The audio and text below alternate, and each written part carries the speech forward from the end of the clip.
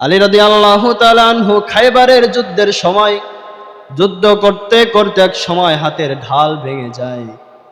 ঢাল নাই, কিভাবে যুদ্ধ করবে, কিভাবে প্রতিহত করবে, কিভাবে নিজেকে আত্মরক্ষা করবে, ঢাল ভেঙে গেছে।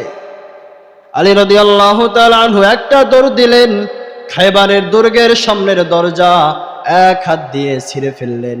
ওই দুর্গের বিশাল দরজা দিয়ে ঢাল ব্যবহার করলেন।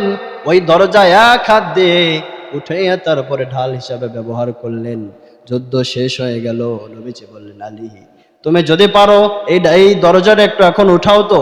আলী রাদিয়াল্লাহু আনহু এত চেষ্টা করলেন, এক বিন্দু লড়াতে পারলেন না। নবীজি বললেন, আলী যুদ্ধের সময় তুমি দরজা দিয়ে ঢাল ব্যবহার করেছো, তুমি তখন কিভাবে করলা?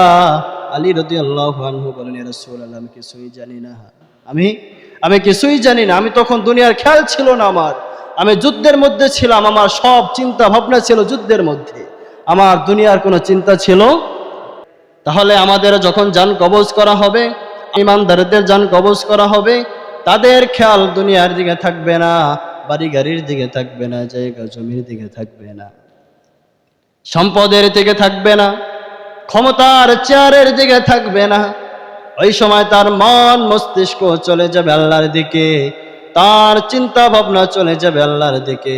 তার সামনে জান্নাতকে সুসজ্জিত করে রাখা হবে, সে জান্নাতের নিয়ামতগুলো দেখবে। ওই মুহূর্তে আল্লাহ তাআলার হুকুমে আজরাইল জান কবজ করে ফেলবে। সুবহানাল্লাহ, সে টেরও পাবে না।